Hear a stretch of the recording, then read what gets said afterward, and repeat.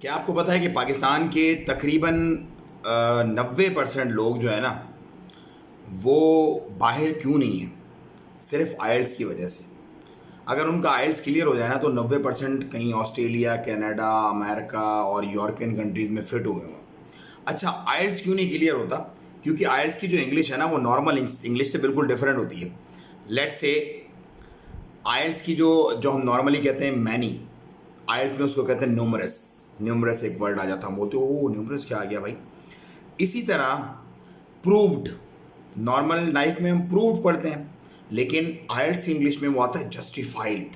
अब आप बोलते हो यार क्या जस्टिफाई करना यार, ये तो प्रूव और जस्टिफाइड टोटली डिफरेंट है। अच्छा, एक और वर्ड मैं आपको बताता हूँ, एग्रीड। एग्रीड होता है ना भाई, I agree with you, I agreed. वहाँ होता है कॉन्कॉर्ड। कॉन्कॉर्ड हमने तो यही पढ़ा भाई, वो उसने फतह कर लिया किला। तो बेसिकली ये इंग्लिश का डिफरेंस है भाई। एक और लफ्ज़ मैं आपको बताता हूँ गुड के लिए। जैसे लेट्स से गुड है, नॉर्मल इंग्लिश में बोलते हैं इट्स गुड जॉब। आयल्स की इंग्लिश में उसको कहा जाता है एडवांटेजेस। एडवांटेजेस।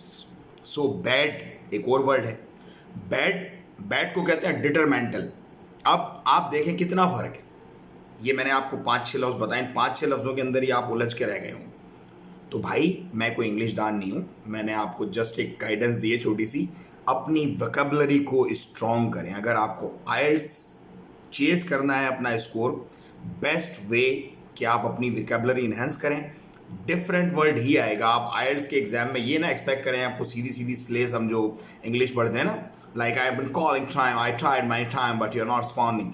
ऐसा कुछ नहीं आएगा उसमें। लफ्जी 3 लफ्ज़ अलग आएंगे भाई, वो लफ्ज़ आपने कभी सुने ही नहीं होंगे। अगर आपने पढ़ी होगी वोकैबुलरी तो आपको आ जाएंगे। सो एक छोटी सी टिप थी आइल्स के लिए। मुझे दें इजाज़त, दुआओं में याद रखें। वीडियो अच्छी लगी तो ज़्यादा शेयर करें, चैनल को सब्सक्राइब करें और दुआओं में याद रखें। अस्सलाम वालेकुम रहमतुल्लाह।